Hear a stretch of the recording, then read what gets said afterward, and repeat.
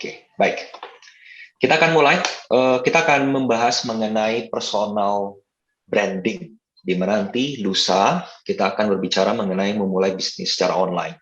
Ini sebenarnya ada kaitannya dan bagaimana itu bisa saling terkait. Nanti kita bisa saling belajar di sini. Saya akan share satu bahan dan semoga teman-teman bisa mengikuti dengan semangat. Oke, sebentar ya.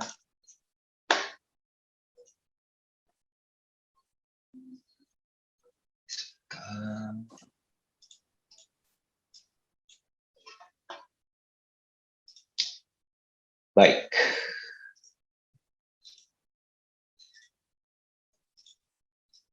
Baik, teman-teman. Jadi hari ini kita akan sedikit berdiskusi mengenai the basic of personal branding, di mana mungkin dari beberapa dari kita sudah pernah mendengar apa sih personal branding itu, atau ada sama sekali yang belum pernah mendengar, have no idea apa itu personal branding dan lain-lain. Izinkan saya Dianta Hasri, saya adalah dosen, penulis dan juga konsultan digital branding ataupun konsultan pemasaran.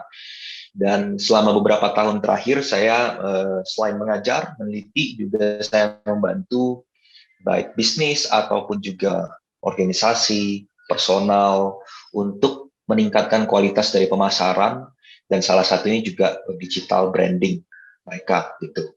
Ada beberapa klien saya juga yang kaitannya nanti sama sini adalah terkait masalah personal branding.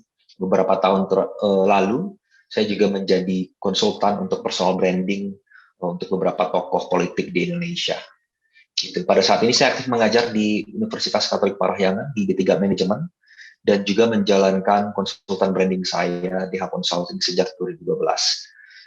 Kalau ada yang pengen didiskusikan lebih lanjut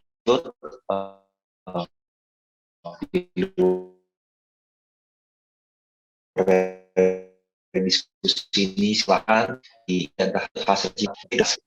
Pertama, saya akan selalu bawa ke hal yang paling mendasar, menanyakan what dulu, apa sih personal branding itu. Nah, jadi banyak orang bertanya personal branding itu apa ya.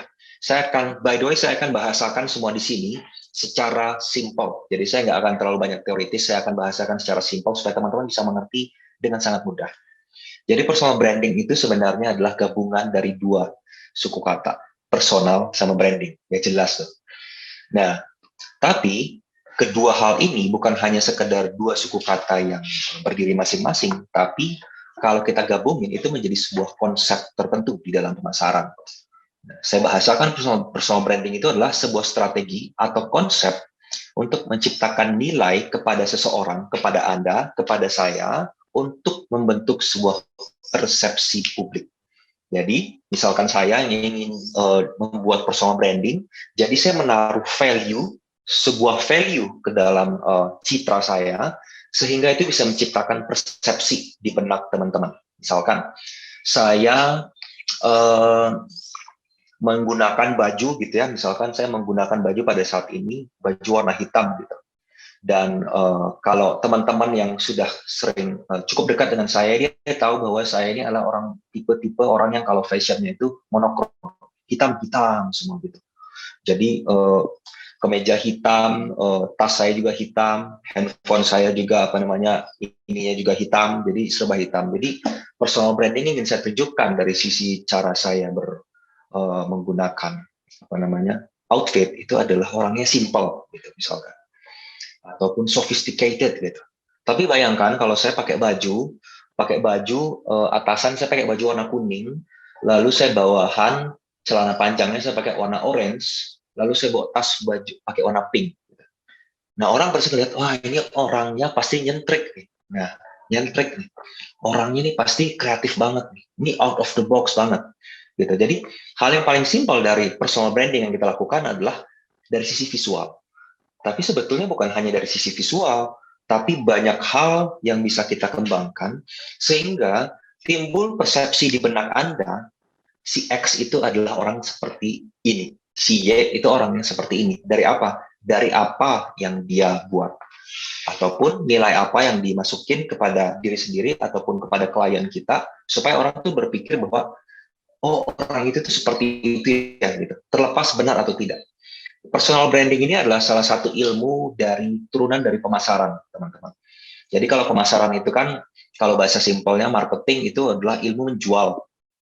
Tapi kalau kita telaah lebih dalam, marketing itu adalah sebuah seni, sebuah ilmu, seni dan ilmu untuk mempengaruhi konsumen, sehingga mereka mempunyai persepsi tertentu, sehingga tuh mereka mau membeli produk Anda, gitu. Jadi kalau Anda ngeliat iklannya, iklan itu akan selalu ngomong brand ini bagus, terus menerus. Akhirnya di bawah benak konsumen Anda berkata bahwa produk ini pasti bagus, gitu. Produk ini pasti keren. Gitu. Tapi kalau Anda mendengarkan black campaign gitu dari lawannya, brand itu menyalahi peraturan standarisasi kesehatan. Sudah cukup banyak orang yang terkena penyakit gara-gara makan produk itu, gitu. Jadi Anda pun bisa terikut, oh ternyata brand itu tuh tidak baik bagi kesehatan, gitu. Jadi sebenarnya personal branding ini, nilai yang ingin kita masukkan itu tergantung. Kita ingin meningkatkan nilainya, meningkatkan kualitas dari personal kita, atau kita juga ada orang menggunakan teknik-teknik personal branding untuk menjatuhkan nilai seseorang. Gitu. Nah, itu tidak akan kita pelajarin. Itu bisa terjadi dalam dunia pemasaran, dalam dunia politik, apalagi ya. Kalau kita ngelihat asal sudah masuk nih perhelatan politik, kita kan sering melihat ya ada yang media-media sosial ngeluarin hoax ataupun berita yang menjatuhkan salah satu tokoh gitu ya. Nah, itu juga merupakan salah satu teknik dari personal branding, tapi bukan menciptakan ataupun meningkat value ataupun nilai, tapi untuk menjatuhkan, merusak nilainya. Gitu. Nah, itu kita nggak akan pelajarin, karena memang itu bukan suatu hal yang benar untuk dilakukan. Kita akan berfokus bagaimana belajar secara simpel tentang personal branding bisa memberikan insight awal kepada teman-teman, kenapa sih penting personal branding? Nah, kita akan mulai dengan studi kasus. Studi kasusnya simpel-simpel aja lah, nggak usah berat-berat. Ini ada gambar, oke? Okay? Karena personal branding itu rata-rata sekarang adalah ngomongin masalah visual. Ini ada sebuah gambar. Ini apa ya? Ada yang bisa bantu saya? Nurul Zulfa bisa bantu saya, ini apaan ya?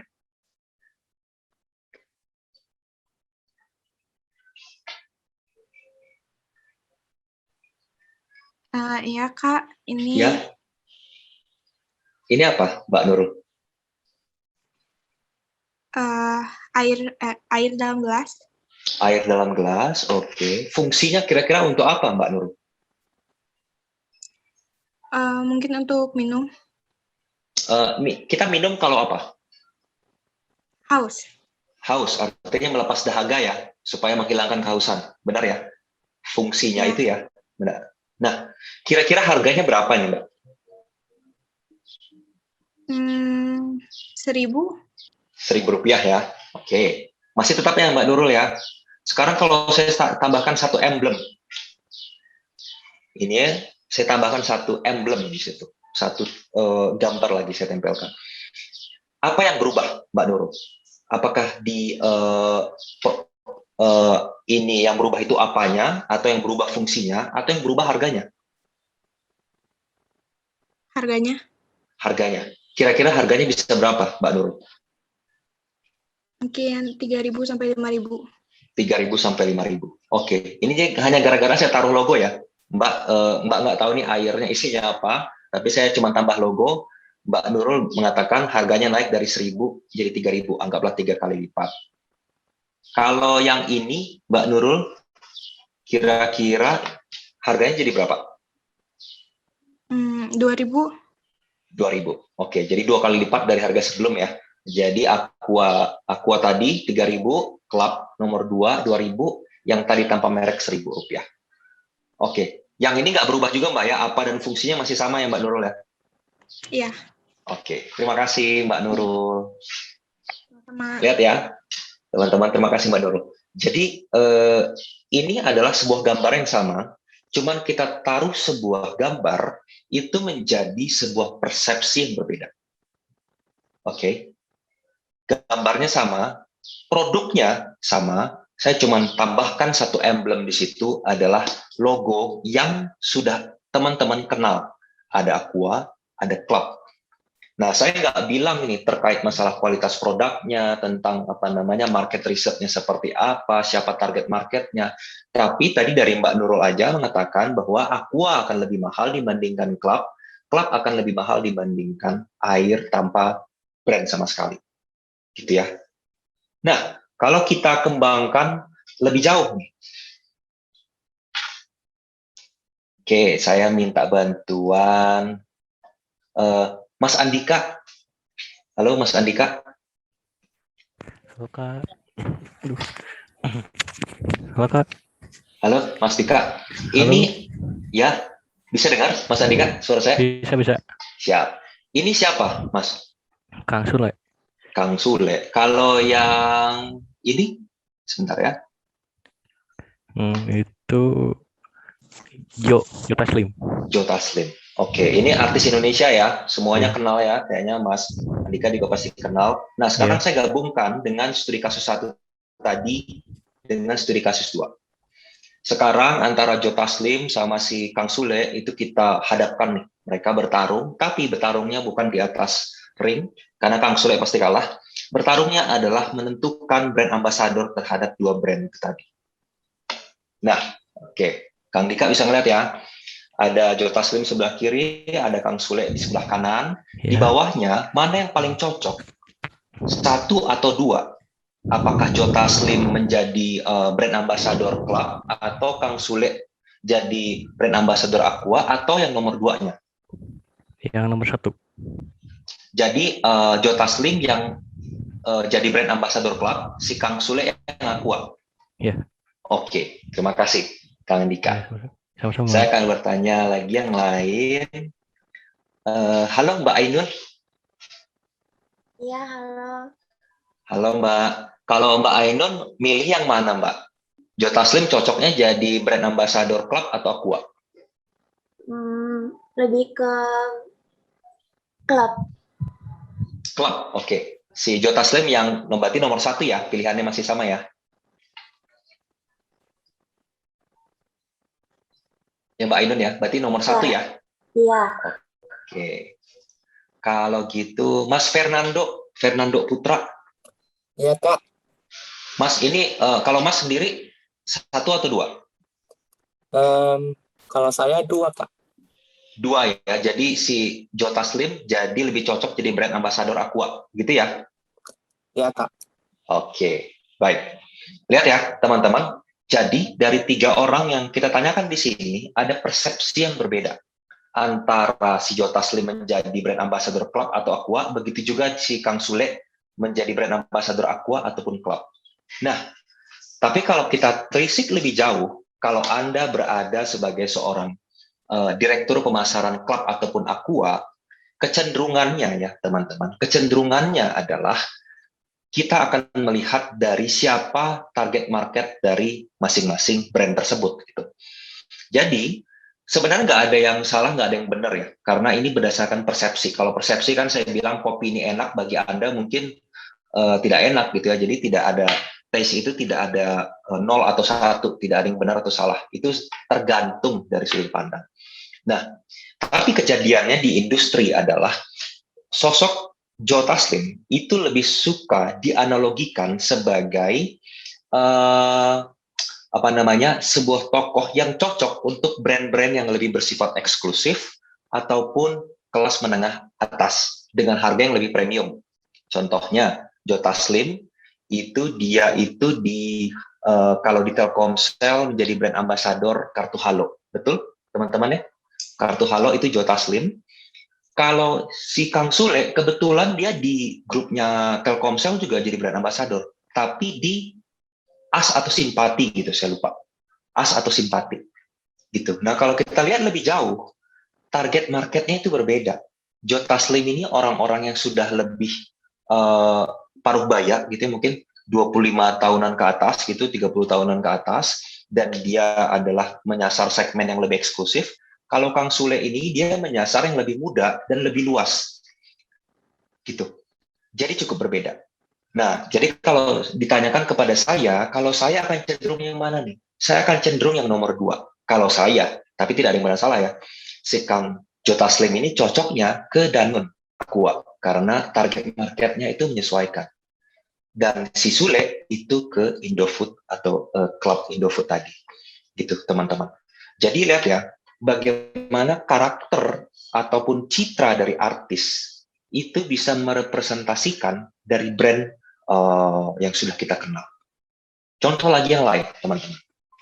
Studi kasus 3. Ini kayaknya teman-teman sudah sering deh pasti ngelihatnya. Oke, ini ada sebuah gambar. Ini sebuah gambar. Saya nggak bilang ini gambar apa dulu. Oke, saya minta tolong lagi biar seru ya. Mas Yupi Andrian. Ya, halo.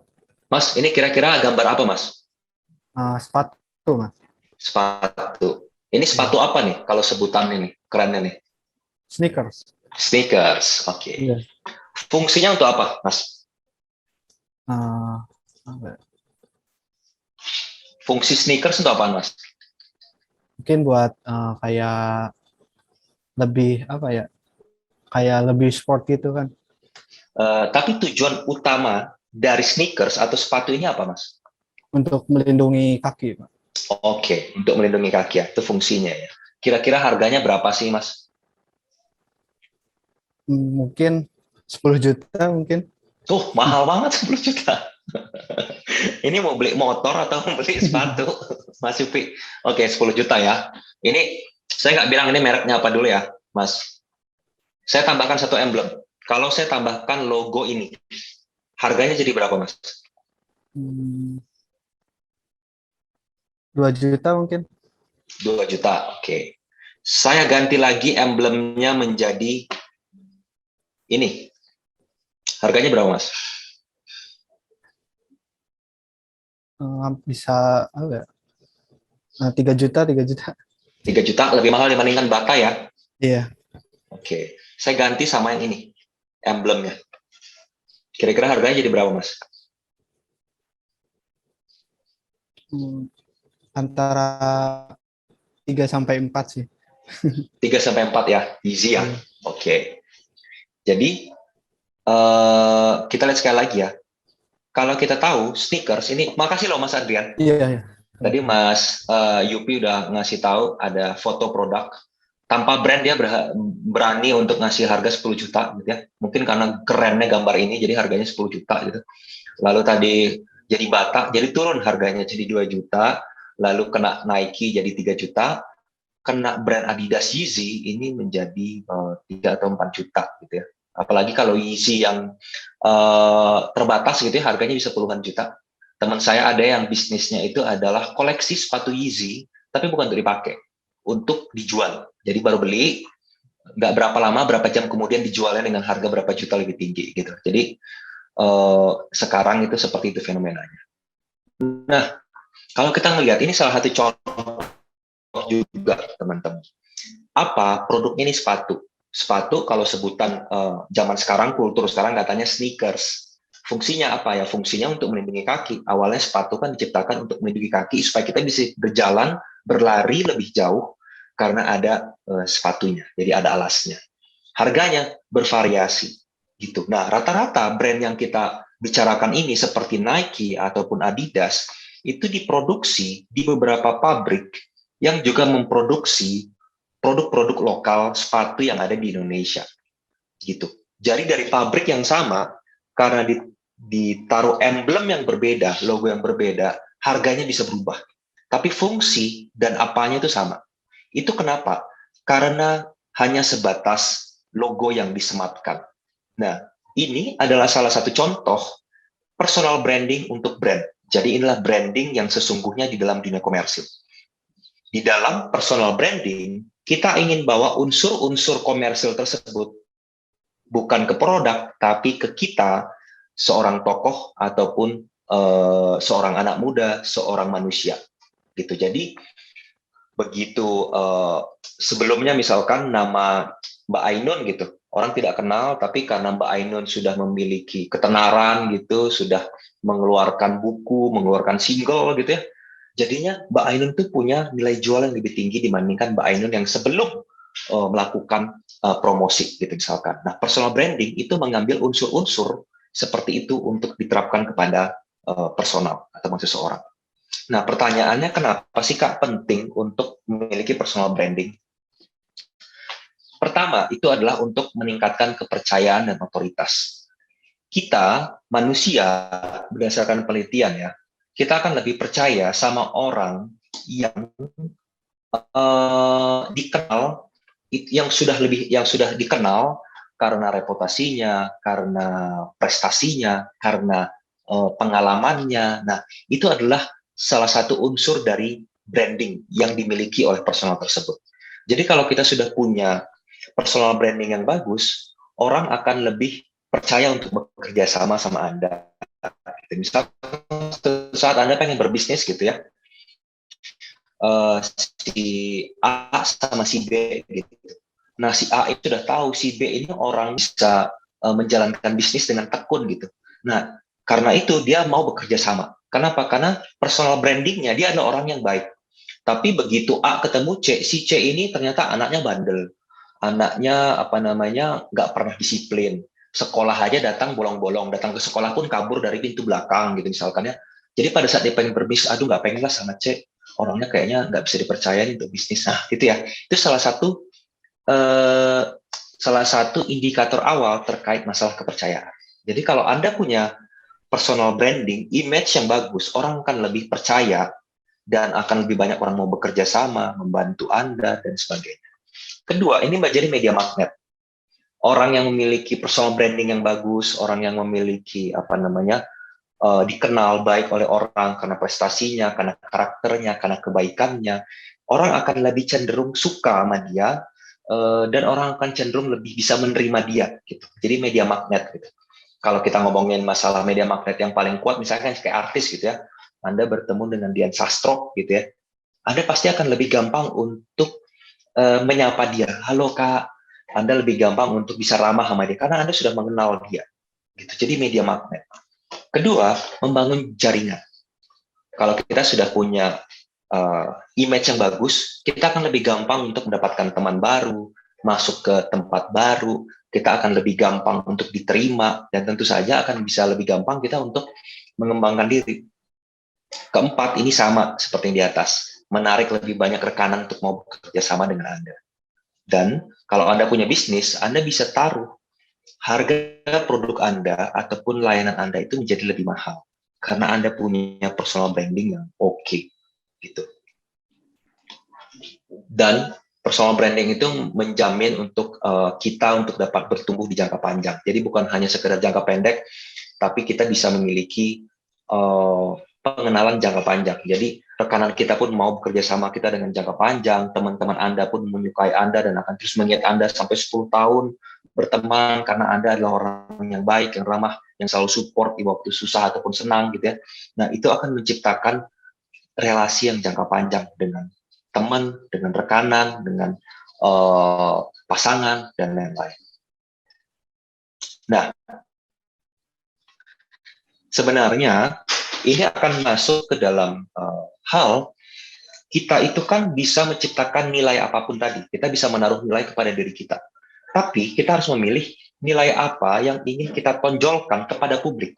Jadi tidak semua nilai. Gitu. Jadi kayak misalkan tadi Mas Yupi, Mas saya pengen terkenal sebagai seorang yang pintar, juga pengen terkenal sebagai seorang yang kaya, saya pengen terkenal juga sebagai seorang yang kreatif, pengen dikenal juga sebagai orang yang jujur gitu. Misal banyak banget nilai-nilai yang pengen kita masukin. Nah, orang sekitar kita, teman-teman kita, ataupun publik itu nggak akan bisa mengingat dengan jelas sebenarnya Mas Yupi ini kuatnya di mana. Gitu. Jadi kita harus menonjolkan satu hal yang paling ingin kita tonjolkan. Misalkan tadi Mas Yupi, kalau gitu Mas saya pengen dikenal sebagai seorang yang smart.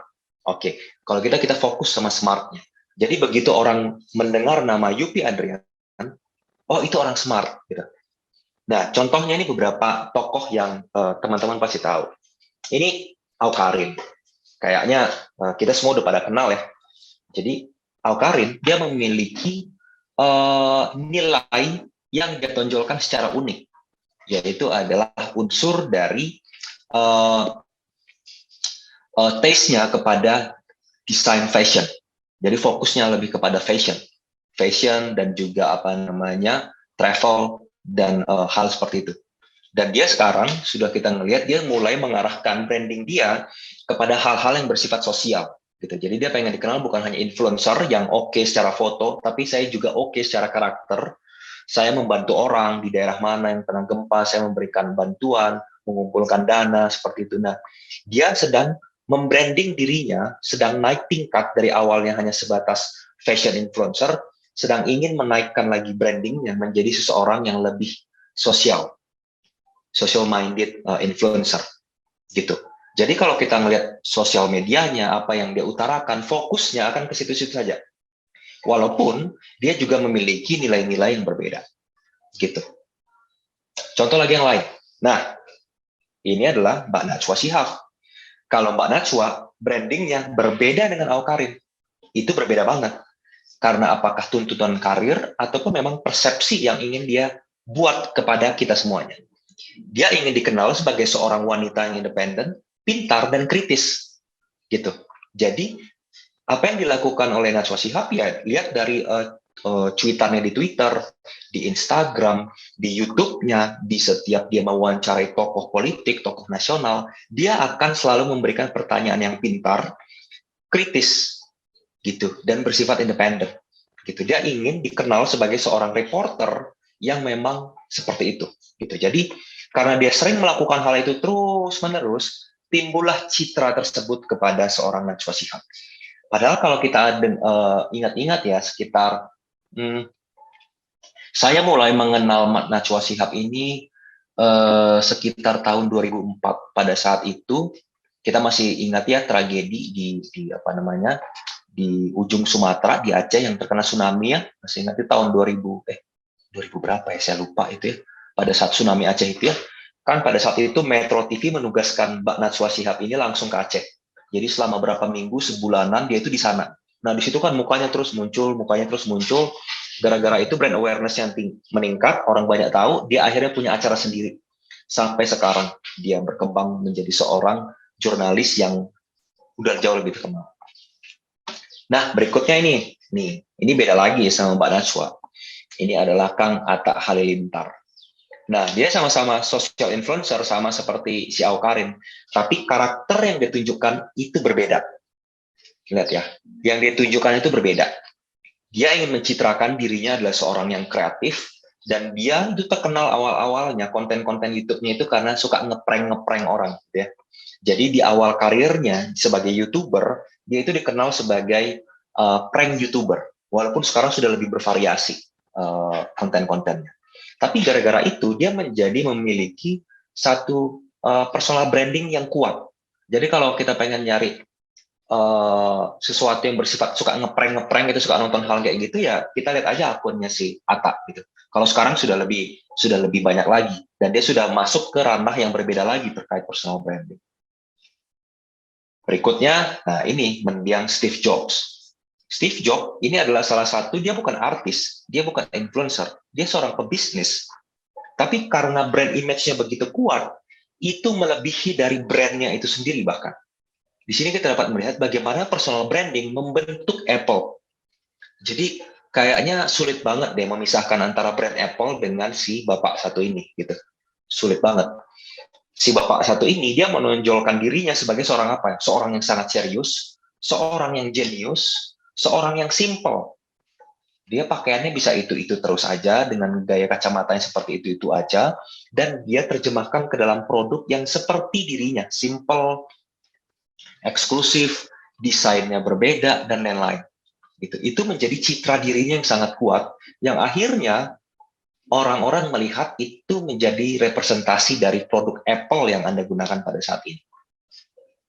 Contoh lagi yang lain, Mayudi Ayunda. Nah, Mayudi Ayunda ini salah satu tokoh artis yang dia itu memfokuskan lebih kepada bahwa dia seorang artis yang pinter. Jadi pada saat dia melakukan promosi di media-media, dia akan berfokus kepada bagaimana dia baru menyelesaikan perkuliahannya di kampus yang yang mentereng di dunia di Amerika Serikat, bagaimana dia berinvestasi di startup yang ramah lingkungan gitu misalkan ya. Jadi Mayudi Ayunda ini membawa citra artisnya ke arah yang seperti itu. Jadi bukan ke arah citra artis yang misalkan kerjanya hanya mencari sensasi gitu ya, berantem sama orang gitu ya. Nah, dia karakternya dibawa ke hal yang seperti ini. Contoh lagi yang lain. Nah, ini kita ngomong tentang tokoh fiktif, tapi tokoh fiktif ini membantu kita untuk dapat melihat bagaimana persepsi itu bisa muncul dari tokoh fiktif. Seperti ya Mas Joker ini, gitu. Teman-teman mungkin sudah banyak yang nonton film Joker yang terbaru ya. Bagaimana dia menjadi Joker yang seperti sekarang. Kalau Anda ngelihat tokoh ini yang sudah sangat dikenal orang di seluruh dunia, Anda langsung kebayang nih, Joker ini orangnya seperti apa ya? Apakah dia orang baik atau tidak? Apakah dia orang yang seperti apa? Anda sudah kebayang semuanya. Jadi begitu kita taruh foto ini, orang udah tahu, wah Joker ini orangnya kayak gini. Gitu. Langsung tahu. Kita bandingin sama ini. Nah, Cristiano Ronaldo memang sama-sama atlet, sama kayak Messi, sama kayak Neymar gitu ya. Tapi kalau kita lihat, personal branding mereka tuh berbeda banget. Antara Ronaldo sama Messi aja. Kalau Messi, personal brandingnya adalah dia adalah talented player. Jadi memang ya pemain yang sudah dianugerahi kehebatan bermain bola sejak lahir.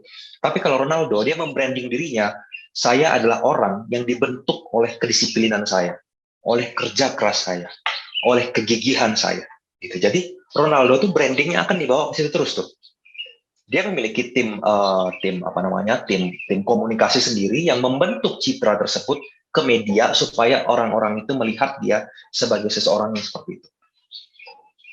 Nah, jadi kalau kita melihat contoh-contoh dari yang sudah kita dapatkan di sini, setiap dari mereka ini memiliki satu nilai yang difokuskan sehingga menjadi kekuatan mereka. Tapi kalau suatu saat mereka ingin meningkatkan lagi nilai tersebut, itu bisa karena mereka sudah cukup dikenal, gitu teman-teman. Nah, berikutnya pertanyaannya, bagaimana ya membangun personal branding yang oke? Pertama, itu kita harus menentukan positioning kita. Kita itu pengen dikenal sebagai seseorang yang gimana. Anda ingin dikenal sebagai seorang yang jago masak. Artinya, Anda harus sering ngeposting Anda itu sedang masak. Anda ngeposting di video di YouTube Anda, cara membuat masakan A, cara membuat masakan B. Anda sering foto-foto masakan Anda sering bagi hasil masakan Anda, dan lain-lain. Jadi orang lama-lama akan tahu, oh si Mas Arif ini jago masak. Gitu. Jadi kita harus cari dulu, kita pengen dikenal sebagai seseorang yang seperti apa. Dan pilih siapa yang akan menjadi target market Anda. Misalkan, Mas Arif tadi pengen dikenal sebagai seorang yang jago masak. Saya pengen menginfluence, memberikan inspirasi kepada anak-anak muda. Oke, kalau gitu target market saya anak-anak muda, berarti nanti gaya-gaya saya berkomunikasi, foto-foto saya, video-video saya, gayanya nggak boleh gaya-gaya old school, harus gaya-gaya keren nih. Harus dipakai unsur-unsur warna yang ceria nih. Kenapa? Karena target market saya anak muda. Tapi kalau target market saya bapak-bapak, artinya saya harus buat videonya lebih serius nih. Tidak perlu terlalu banyak warna-warni, cukup pakai warna yang simpel saja, supaya saya masuk ke target market itu. Begitu juga konten-kontennya. Nah, lalu buat penawaran yang tidak bisa ditolak. Maksudnya adalah Anda memiliki kekuatan dari positioning Anda tadi yang unik banget dibandingkan banyak-banyak orang lagi yang lain. Gitu. Oh, dia memang chef sih, dia memang orang yang jago masak. Tapi bedanya si Kang Arif ini, dia masak fokusnya adalah misalkan makanannya ini semua vegetarian. Gitu. Contohnya seperti itu ya. Jadi dia akan kuat di situ. Nah, zaman sekarang tuh zaman digitalisasi ya. Siapa sih yang nggak punya akun Facebook, Instagram, Twitter gitu ya. Jadi salah satu media yang paling gampang untuk membentuk citra personal branding adalah melalui media sosial teman-teman. Lewat Instagram. Kalau teman-teman pengen dikenal sebagai seorang yang suka traveling, ya berarti di media sosial kalian posting banyak-banyak foto-foto kalian sedang traveling. ataupun kalian buat artikel di blog kalian tentang pengalaman kalian liburan di mana namanya di Bali, di Yogyakarta, di Bandung gitu misalkan. Anda buat konten-konten di media sosial Anda terkait dengan apa yang Anda rasa itu ingin menjadi positioning Anda. Dan yaitu tadi kaitannya lahirkan konten sesuai dengan kekuatan Anda, teman-teman. Saya suka mengibaratkan posisi personal branding ini adalah suatu hal yang Anda lakukan terus-menerus. Contohnya begini, misalkan saya datang ke kelas gitu ya, selalu tepat waktu, nggak pernah telat gitu ya, selalu tepat waktu, datang setiap hari tepat waktu. Sehingga guru akan punya pendapat kepada saya, oh si Dianta itu orangnya adalah seorang yang tepat waktu. Kenapa? Karena dia tidak pernah telat. Kalaupun telat itu jarang banget dia telat. Biasanya kan bannya kempes gitu misalkan. Nah, artinya personal branding itu selain kita harus memiliki kekuatan yang ingin kita tanamkan ke orang-orang, kita harus melakukannya terus, sehingga sampai orang yang mempunyai persepsi di benaknya sendiri. Anda nggak perlu ngomong, saya orang yang rajin gitu kepada orang lain.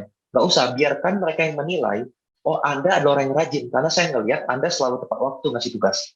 Gitu. Jadi, personal branding, begitu kita menentukan apa yang ingin kita tonjolkan, kita lakukan hal itu dengan disiplin, terus-menerus, biar orang melihat dan biar orang yang akhirnya menilai Anda, kalau Anda memang pantas untuk menyandang sebagai seseorang yang seperti itu. Dan ya jangan asal-asal kalau pengen buat sebuah kekuatan tersendiri, kita harus fokus sama kualitas dan konsistensi. Sebenarnya kenapa sih Kak saya di umur yang muda ini harus belajar tentang personal branding? Teman-teman, zaman sekarang itu anak-anak muda itu banyak banget yang sudah punya bisnis sejak muda gitu. Saya cukup banyak melihat mahasiswa saya yang umurnya juga masih belasan tahun itu sudah memulai bisnis. Dan mereka tahu bagaimana cara mengemas brand produk yang bagus itu dengan memberikan branding yang oke. Nah, pada saat mereka tahu bagaimana cara buat branding yang oke, mereka tahu kalau saya sebagai seorang pebisnis juga harus memiliki personal branding yang bagus. Sehingga pada saat ada seorang konsumen datang ke saya, dia bukan hanya ngelihat produk saya, tapi dia juga ngelihat saya sebagai seorang ownernya, pebisnisnya. Orangnya aja nih keren nih. Dia datang, dia bajunya aja rapi gitu. Nggak asal-asalan, oh produknya pasti oke gitu misalkan. Itu kaitannya sama kalau bisnis. Tapi kaitannya kalau misalkan di dalam dunia sekolah, nanti Anda akan masuk kampus suatu saat nanti gitu ya. Anda mempunyai personal branding adalah seorang yang misalkan orangnya adalah orang yang orangnya itu selalu berpenampilan rapi gitu ya. Jadi pada saat Anda masuk, Anda berpenampilan rapi terus-menerus, jadi teman-teman ataupun dosen kalian itu pun akhirnya melihat, orang ini mah anaknya rapi ini nih. Kayaknya ini bisa saya ikut sertakan project ini nanti. Oh, kalau ada perlombaan saya pengen dia ada di tim saya deh, kayaknya orangnya teratur gitu misalkan. Oh, ini kayaknya orangnya keren nih, kayaknya cocok nih untuk masuk ke geng kita nih gitu misalkan, masuk ke komunitas kita nih gitu. Jadi Anda akan lebih dapat teman juga, dapat jaringan bisnis, dapat jaringan pertemanan, komunitas, karena Anda memiliki sebuah nilai yang menonjol di kebanyakan orang. Gitu. Dan tentu saja saya menyarankan adalah yang menjadi nilai yang Anda tonjolkan itu harus sesuatu yang Anda sukain, yang Anda memang pengen tekunin. Kalau Anda suka dengan sesuatu yang bersifat bisnis, jadi Anda tekunin bisnis tersebut dan bawalah branding Anda itu menjadi saya adalah seorang calon pebisnis yang sukses gitu misalkan. Jadi bawalah itu sebagai nilai dari branding Anda.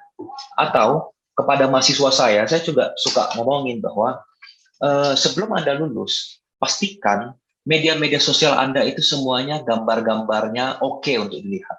Kenapa? Karena zaman sekarang perusahaan-perusahaan yang ingin wawancara kalian, sebelum mereka wawancara, dia akan searching nama kalian di Google. Misalkan Arif Sadana, diklik di Google. Fotonya seperti apa, Instagramnya seperti apa, Facebooknya seperti apa, TikToknya seperti apa gitu. Ini orangnya cocok nggak ya sama value perusahaan saya gitu ya. Jangan nanti yang mereka minta itu adalah misalkan bagian finance gitu, bagian keuangan. Artinya kan dia menuntut orang yang rapi gitu ya, orang yang tertata, orang yang bisa dipercaya. Tapi begitu dia ngelihat Instagram kalian, Facebook kalian, wih anaknya sering dugem, wih anaknya gaul pisan, bajunya robek-robek gitu misalnya. Wih rambutnya ini warna-warni, warna pink, warna orange kayak gitu ya. Itu ada di media sosial Anda. Begitu Anda datang pada saat wawancara walaupun dengan baju yang rapi, mereka sudah punya persepsi yang real mengenai Anda. Ah, enggak lah, orang ini di media sosialnya kayak gitu, ini mah karena di depan kita aja. Jadi, zaman sekarang, sebelum perusahaan meng-hire orang, mereka tuh melihat media sosial Anda. Sebelum rekanan bisnis Anda ingin bekerja sama dengan Anda, dia ngelihat media sosial Anda. Sebelum ada teman-teman baru yang Anda ingin masuk ke komunitas mereka, dia searching Anda dulu tuh di Instagram, di stalking dulu. Ini orang kayak gimana? Ini cocok nggak ya sama gua ya? Aduh, kayaknya nggak cocok deh. Misalkan kayak gitu ya. Jadi, salah satu cara yang paling gampang pada saat ini adalah dari media sosial, teman-teman, untuk menciptakan personal branding. Jadi, di usia kalian yang masih sangat muda ini, keuntungannya apa? Saya rasa ya keuntungannya baik untuk pergaulan kalian, untuk pendidikan kalian, ataupun ya pengen belajar bisnis yang lebih dalam lagi di masa depan. Nah, saya pengen menutup dari sesi saya ini. Setelah ini saya berharap tanya jawab ya teman-teman ya. Ini ada sebuah pernyataan dari Kevin Stimson. Dia berkata bahwa having a personal brand is important for an entrepreneur because now more than ever. Sekarang itu punya personal branding itu udah penting banget deh bagi seorang pebisnis. Ini penting bagi seorang pemimpin, CEO, penemu perusahaan, untuk memiliki personal branding yang bagus dan terkoneksi dengan konsumen, dengan masyarakat, dengan target marketnya. Kenapa? Karena pada saat ini market, orang itu melihat siapa foundernya, siapa pengusahanya di balik produk ini. Begitu mereka tahu, mereka akan lebih terkoneksi dengan brand tersebut. Nah, kalau kaitannya sama kita yang bukan pebisnis adalah memiliki personal branding yang bagus, itu akan meningkatkan kualitas pertemanan kita, jaringan pertemanan kita, ataupun juga kesuksesan kita di dalam dunia pendidikan kita. Sekian presentasi singkat saya ini mengenai personal branding. Semoga bisa memberikan perspektif, insight awal yang oke bagi teman-teman. Sekali lagi, kalau kita ingin diskusi, yuk mangga boleh di email ke diantarasi@gmail.com atau let's connect with Instagram. Demikian Mbak Gloria, saya persilahkan kembali kepada Mbak MC. Oke, terima kasih Pak Dianta atas ilmunya. Oke, teman-teman semua yang mau bertanya boleh langsung unmute ya.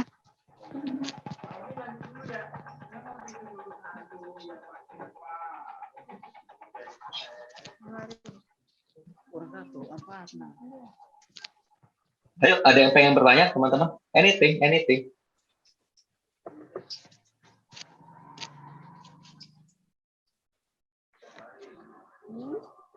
Kebetulan kalau saya itu memang bidangnya pemasaran, jadi salah satunya personal branding ini. Sambil menunggu teman-teman yang pengen bertanya, saya tadi kan ada yang bercerita ya bahwa saya sempat memegang klien tokoh politik. Jadi salah satu contohnya pada saat penerapan personal branding kepada tokoh politik gitu ya. Jadi kan kalau tokoh politik itu, kalau nanti suatu saat Anda, atau mungkin teman-teman sudah bisa milih gitu ya, anggota DPR, RI, atau presiden gitu, teman-teman kan akan memilih karena Anda merasa tokoh tersebut memiliki kesamaan visi dengan Anda. Dia memiliki nilai-nilai yang Anda rasa itu Anda penting gitu. Orang yang jujur kah? Orang yang bisa berkomunikasi dengan baik sama rakyatnya kah? Nah, jadi saya punya 3 tokoh politik di 3 partai besar yang memang saya bantu personal brandingnya. Jadi yang saya kembangkan adalah apa? Dari foto-fotonya, dari videonya, dari setiap media sosial yang dia utarakan gitu ya. Jadi itu semua saya yang buat semuanya. Jadi bahkan media sosialnya saya megang akunnya sudah centang biru gitu ya. Jadi yang saya masukin di situ captionnya itu adalah saya mencoba untuk membentuk sebuah persepsi masyarakat mengenai dia dengan bahasa-bahasa captionnya, dengan foto-fotonya, dengan video-videonya, supaya si pemilihnya ini merasa bahwa dia ini tokoh yang tepat gitu. Karena kita membentuk si karakter tersebut gitu. Jadi personal branding itu memang itu adalah salah satu seni juga bagaimana Anda membentuk citra diri kalian itu pengen seperti apa. Itu paling gampang dari visual, teman-teman. Paling gampang itu dari visual.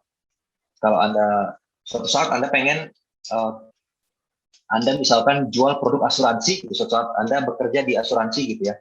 Anda datang klien calon konsumen Anda pengen presentasi, tapi Anda belum mandi, rambut berantakan. Kalau cowok kan ya rambut ya minimal harus dikasih minyak rambut lah supaya nggak berantakan ya. Karena kita bukan Tom Cruise yang rambutnya itu bisa begitu-begitu aja. Kita harus menampilkan orang yang siap, bisa dipercaya dari penampilan kita. Nah, paling gampang itu personal branding dari tampilan visual. Ini ada pertanyaannya dari chat ya. Mas Yufi tadi. Pak izin bertanya, kita sudah menerapkan personal branding dan marketing digital juga. Nah, cara agar konsumen lebih cepat mengenal dan membeli produk tersebut, bagaimana? Oke. Nah, ini kaitannya dengan digital marketing ya. Sebenarnya nanti akan saya banyak bahas di tanggal 21 ya, benar? Ya, tanggal 21 ya. Itu nanti akan kita bahas banyak mengenai digital marketing. Tapi nggak apa-apa, di sini saya akan bahas sedikit, teman-teman. Jadi kita sudah buat personal branding, kita sudah buat postingannya nih Pak, kita sudah buat desainnya oke, dan kita juga sudah ada nge-boosting beberapa iklan gitu, nge-boosting iklan di Instagram ataupun Facebook gitu. Bagaimana ya konsumen itu bisa lebih cepat kenal, itu artinya brand awareness, dan beli, itu artinya konversi. Nah ini istilah-istilah marketing ya, ini nggak usah dipusingin.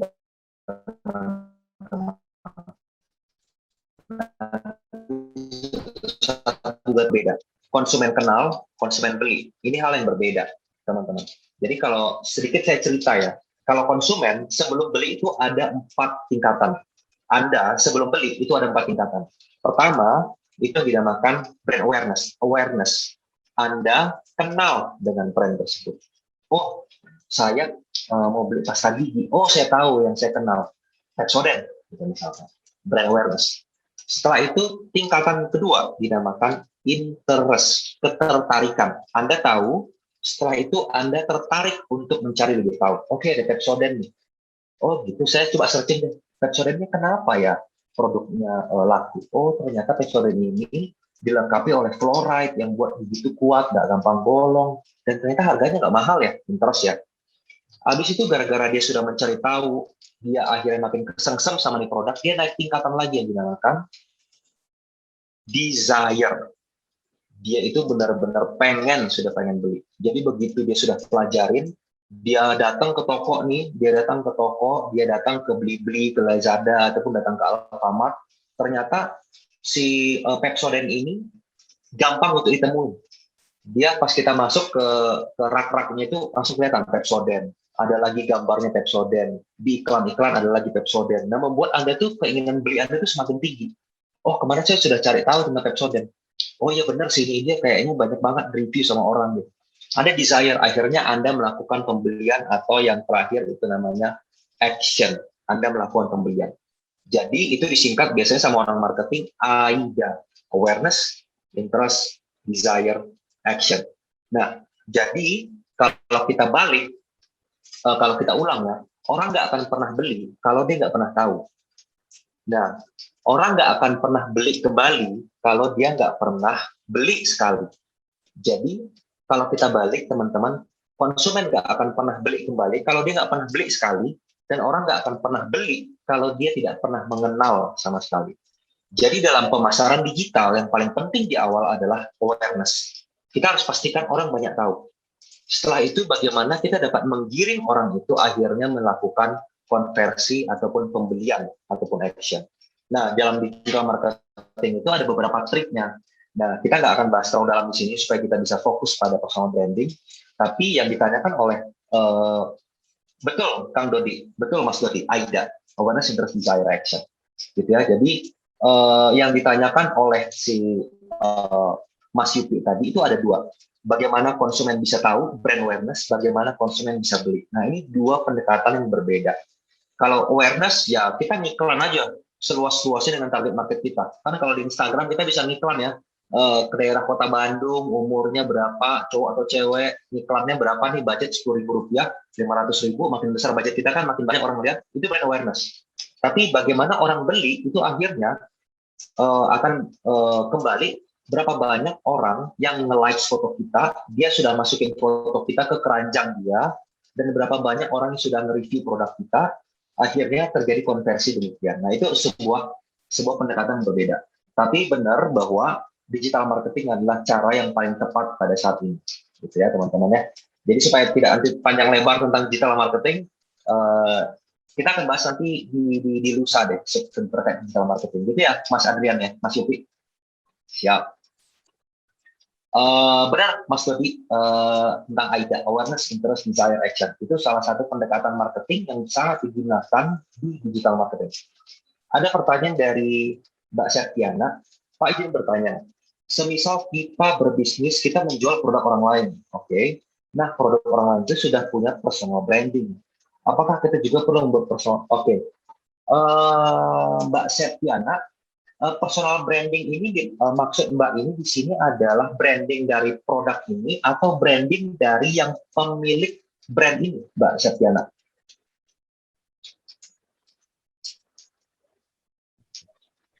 Branding dari produknya itu, Pak. Oh, oke. Berarti kita berbicara mengenai produk branding ya, bukan personal branding ya, Mbak Septiana ya? Oh, gitu ya. Iya, tapi nggak apa, saya akan deliver pertanyaan ini, Mbak ya. Nggak apa-apa ini juga. Jadi bedakan teman-teman ya, antara branding sebuah produk sama personal branding. Ini sebuah hal yang berbeda. Kalau kita ngomong branding doang atau produk branding, itu kita berbicara mengenai produk itu sendiri. Misalkan handphone saya Samsung nih. Nah, Samsung punya branding sendiri dibandingkan iPhone gitu ya, nggak aja iPhone ya.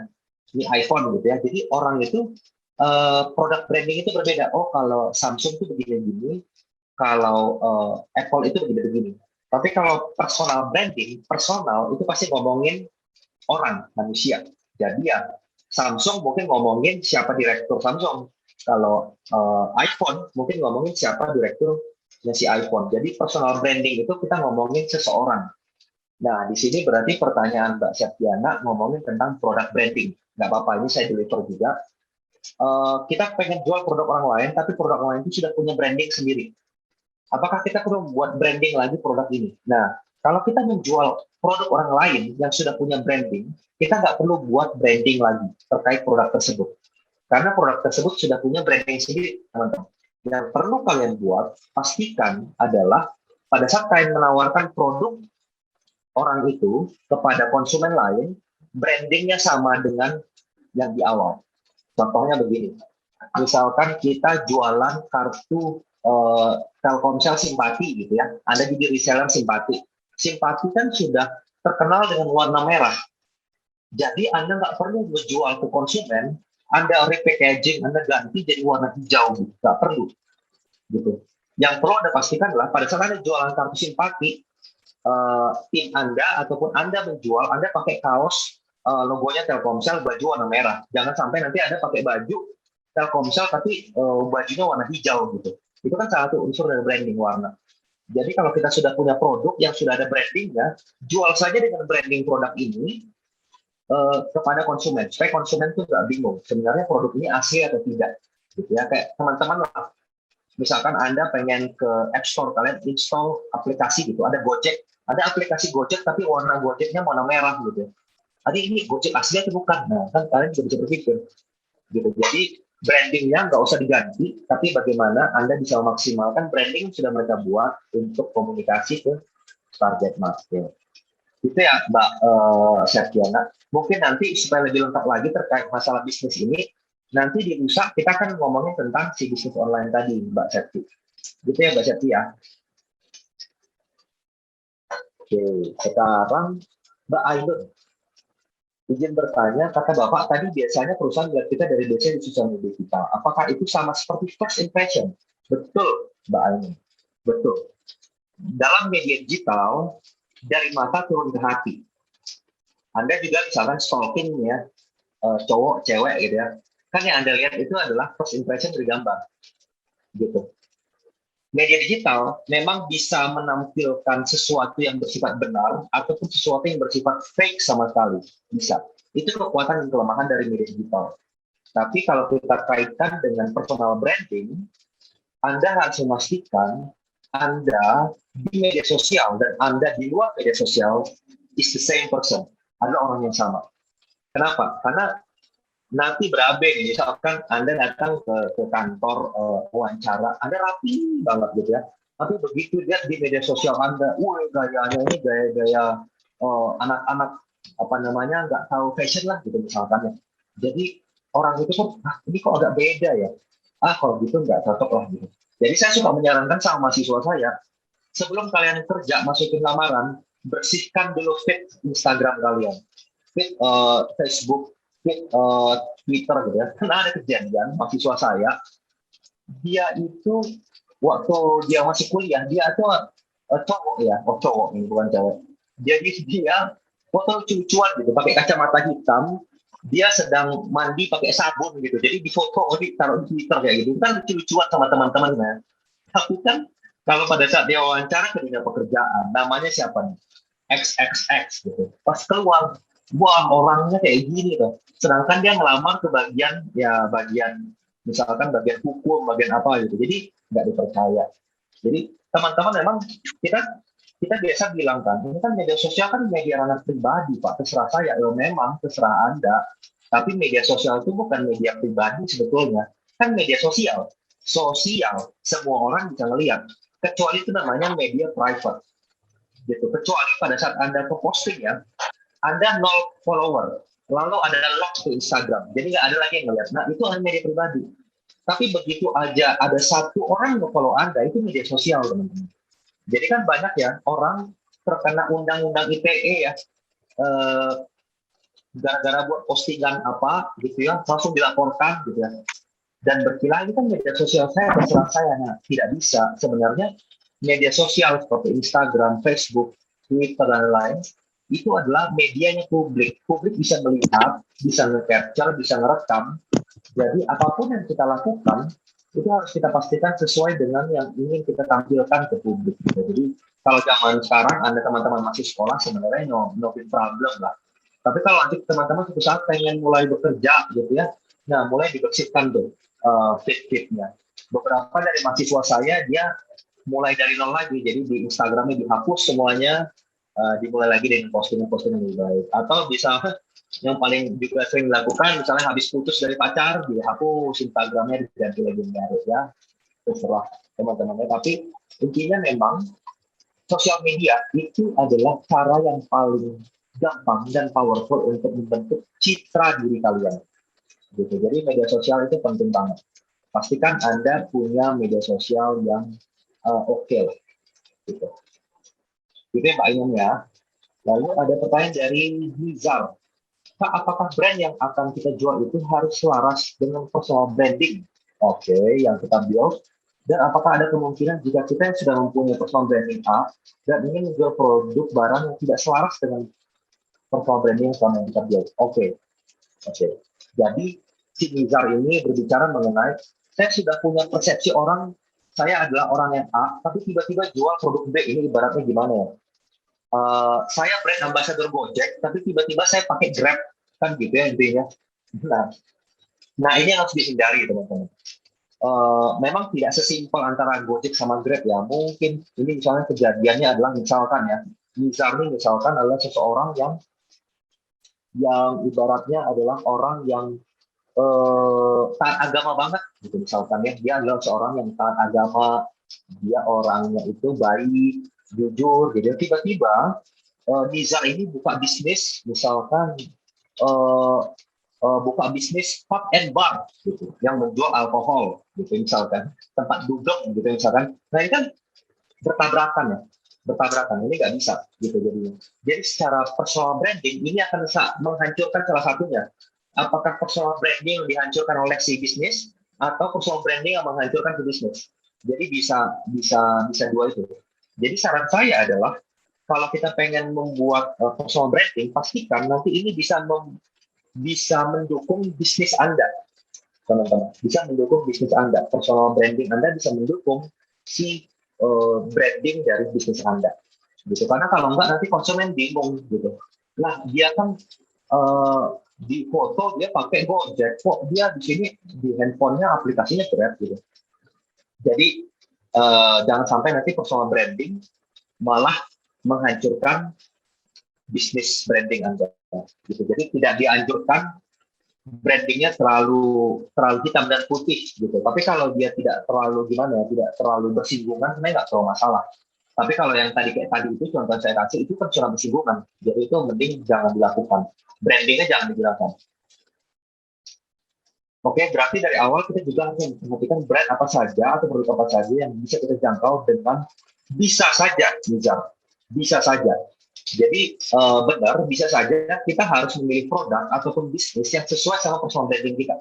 Makanya tadi saya bilang adalah bagaimana personal branding itu kita ambil kekuatannya karena kita menyukai bidang tersebut, karena kita memang menguasai bidang tersebut. Begitu. Tapi tenang saja, sebenarnya kan kita juga bisa melakukan yang namanya rebranding, nge-branding ulang nih. Saya sudah dikenal sebagai A, saya pengen nge-branding menjadi seseorang yang B, gitu. Bisa aja, itu kita bisa melakukan rebranding lagi, gitu. Oke, gimana Nizar? Apakah sudah cukup terbayang?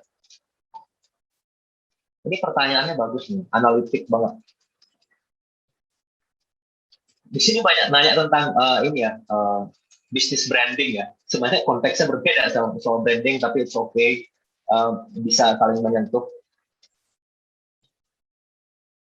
Oke, apakah besok pada saat kita kelas digital marketing kita akan bahas tentang dropship? Sebetulnya saya tidak memasukkan bahan dropship, tapi kalau teman-teman pengen saya masukin sedikit bahan mengenai dropship juga bisa. Gitu. Mungkin ada teman-teman sini sudah tahu dropship, ada yang belum. Gitu. Ya, dropship ini adalah satu sistem bisnis digital yang paling mudah ya.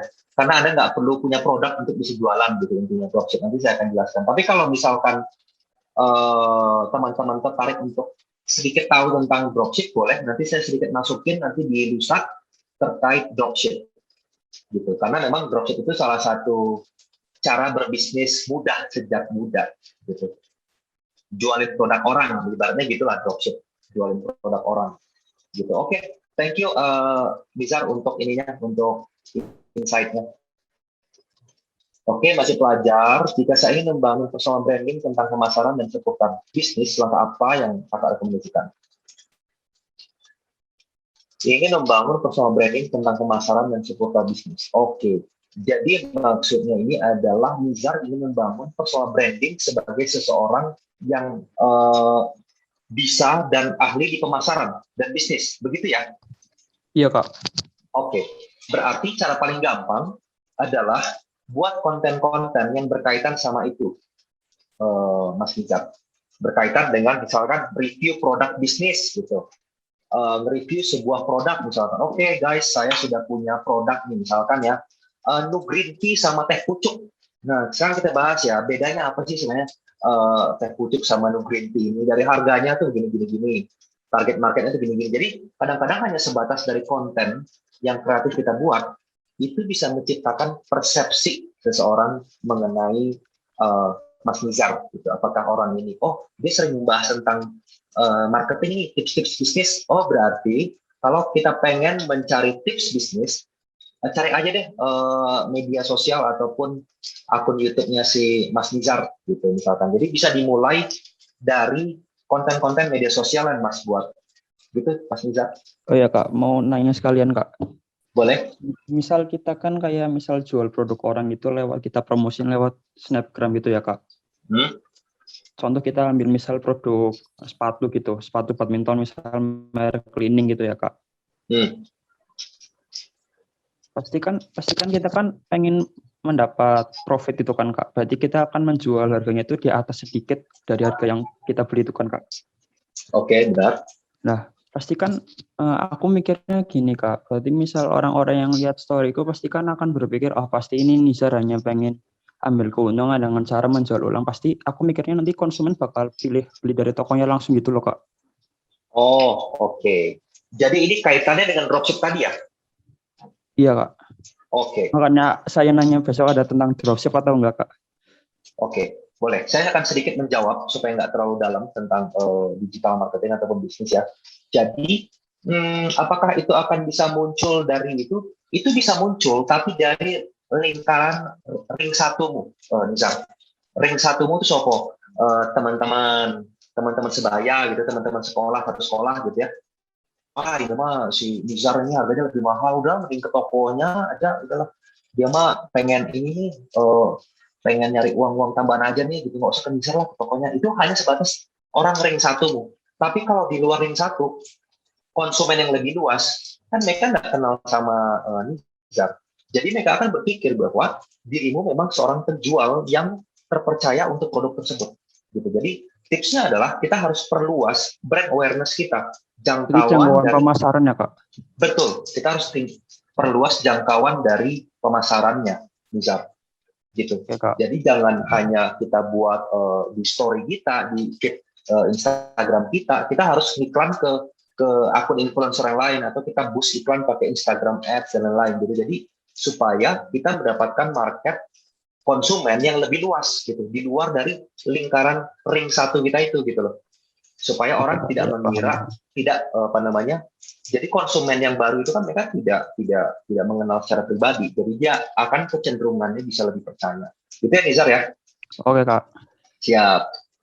Mas Andika, gimana Mas Andika? Ya Kak. Gimana? Ada yang pengen tanyain? Enggak ada Kak. Soalnya angkat tangan Mas. Iya, soalnya tadi kepencet ini soalnya. Oh, oke. Silakan turun tangan Mas. Nanti kecapean Mas, angkat tangan terus Mas. Iya. Gimana? Ada yang pengen tanya lagi nggak? Ini rata-rata bertanya masalah bisnis ya. Jadi kayaknya teman-teman ini semua bersemangat banget nih pengen mulai bisnis online.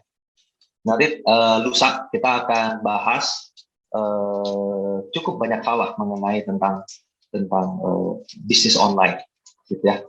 Sekarang kita akan bahas tentang personal branding. Gitu. Ada lagi pengen tanyain teman-teman? Jadi kalau membangun personal branding itu kuncinya konsisten Kak. Betul banget Nizar. Konsisten. Jadi misalkan gini ya, Nizar pengen dikenal yang tadi kayak saya contoh, pengen dikenal sebagai seorang yang murid yang pandai. Artinya Nizar harus menunjukkan nilai Nizar itu selalu bagus pada saat setiap latihan, setiap ujian selalu bagus. Jadi orang punya persepsi, wah Nizar adalah seorang siswa yang pintar, gitu. Karena apa? Karena nilainya bagus. Tapi kalau kita pengen diasumsikan sebagai seorang siswa yang nakal, wah kalau gitu saya akan datang telat, saya akan buat keributan, gitu misalkan ya. Ini contohnya, orang akan punya persepsi, dia mah murid yang nakal. Kenapa? Karena dia secara konsisten menjadi nakal. Nah, jadi personal branding memang itu harus konsisten, nggak dilakukan dalam waktu sehari doang gitu, enggak. Itu bisa terus yang akhirnya orang pun kita nggak usah ngomong ke orang yang akan punya persepsi. Kalau si Nizar mah orangnya pinter, dia rajin gitu. Biarkan sampai orang yang berkata demikian, nggak perlu kita yang ngasih tahu ke orang lain gitu, karena konsistensi tadi. Misal tadi yang kakak bilang, misal saya pengen membuat personal branding tentang sebentar murid yang pintar, yang berprestasi gitu, berarti kan kalau misal lewat snapgram gitu, berarti semisal kayak aku kayak bikin snapgram lagi belajar atau nilai bagus gitu ya kan Kak?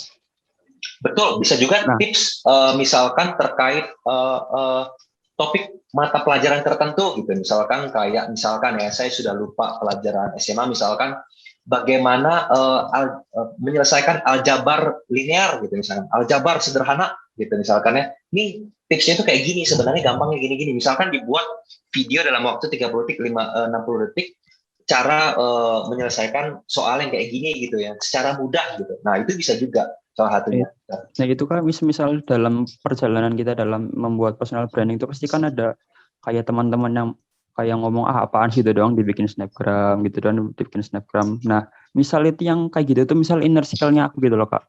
Misal teman-teman dekat yang dari awal apaan sih Nizar sekarang bikin SG sok-sok belajar gitu kan Kak. Nah itu berarti kan nanti kan akan kayak menimbulkan jarak antara aku dan teman-temanku gitu kan Kak. Oke. Berarti nanti gimana Kak untuk mengatasi situasi yang seperti itu, Pak? Sebenarnya itu mungkin akan terjadi ya. Jadi sebenarnya teman-teman kita itu bukan tidak mendukung, cuman ya karena teman-teman dia itu suka apa ya, seperti bercanda gitulah ya, bercanda. Masa sih Dianta kayak gitu? Masa sih bisa? Itu teman, itu seorang teman ya. Jadi teman tuh emang kadang-kadang lebih gampang mengejek dibanding memuji. Tapi mereka teman-teman kita. Jadi kadang-kadang mereka itu sebenarnya dalam hati itu mereka tuh mendukung, cuman nggak disampaikan. Apalagi kalau anak-anak cowok ya. Kalau anak-anak cowok itu kan gayanya tuh lebih gimana ya, bercandanya tuh jarang lah anak-anak cowok saling memuji gitu. Misalkan apa namanya nih, misalkan dari Unpar nih Kak Mateus gitu kan ngeposting foto nih, langsung teman-teman cowoknya, aduh ganteng banget Kak Mateus, aduh ini kok cocok banget nih gitu ya, gambar apa nih fotonya, kan nggak mungkin anak cowok. Tapi coba kita lihat anak-anak cewek ya, teman-teman gitu ya, foto nih, aduh cantik banget sis gitu, itu biasa gitu antar cewek gitu. Jadi mungkin kalau saya berpendapat adalah mungkin teman kita itu bukan karena dia pengen menjatuhkan kita, tapi lebih kepada karena gue teman lu, jadi kita itu bercanda. Nah, tapi di luar itu, Nizar, saran saya adalah apapun kata orang, kalau menurutmu itu oke, benar, lakukan. Karena memang tidak semua orang bisa melakukan sesuatu yang di luar rata-rata. Ronaldo, saya suka sama Ronaldo karena dia punya karakter yang kuat. Dari awal dia sudah bilang, saya bukan pemain terbaik karena banyak orang yang lebih bertalenta dibanding saya. Tapi saya adalah orang yang selalu datang latihan paling awal dan pulang paling malam. Dan saya menyisihkan uang saya untuk dokter pribadi, ahli gizi pribadi. Saya sangat diet ketat dan saya melakukan itu di luar pemain-pemain top yang lain. Pemain top lain tidak sampai segitunya. Saya melakukan demikian. Yang terjadi adalah karena dia melakukan sesuatu hal yang tidak biasa, dia mencapai suatu hal yang luar biasa bukan dalam waktu setahun, 2 tahun doang. Lebih dari 10 tahun, dia menjadi pemain top dunia. Sampai sekarang umurnya udah 34, 35. Tapi mainnya masih kayak gitu loh. Jadi, kalau menurut saya, nggak apa-apa, apapun kata orang, kalau menurutmu itu udah benar, lakukan. Karena belum tentu semua orang sedewasa dirimu, Nizar. Tapi nggak apa-apa, itu menjadi suatu hal yang oke. Nggak usah malu karena kita berbeda. Di dalam sudut pandang yang bagus ya, norma-norma yang oke ya, tidak usah malu karena belum tentu apa yang sebagian orang lakukan itu benar, belum tentu, teman. Gitu ya misalnya. Jadi tetap lakukan apa yang menurutmu oke, apapun kata orang lakukan karena itulah dirimu, jadilah jati dirimu sendiri dan buatlah itu menjadi sesuatu yang value penting dalam dirimu, gitu.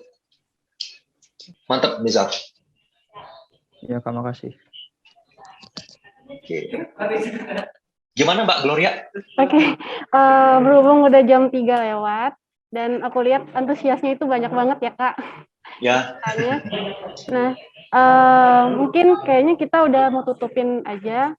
Terima kasih buat Pak Dianta Hasri sudah membawakan materi dengan sangat keren. Sama-sama. Dan menarik banget menurut saya, apalagi personal branding kan ya, kita itu di lingkungan kita gitu loh, personal branding apalagi tentang diri kita itu sangat menarik menurut saya gitu. Terus mengucapin juga terima kasih buat teman-teman yang udah hadir dan sampai jumpa di tanggal 21 ya Pak. Siap. Oke. Thank you dari saya, sampai jumpa. Terima kasih. Terima kasih ya teman-teman, ditunggu tanggal 21. Terima kasih Pak Dianta. Terima kasih Mas Mateus. Terima kasih Terima kasih semuanya teman-teman. Mari. Terima kasih. Mari.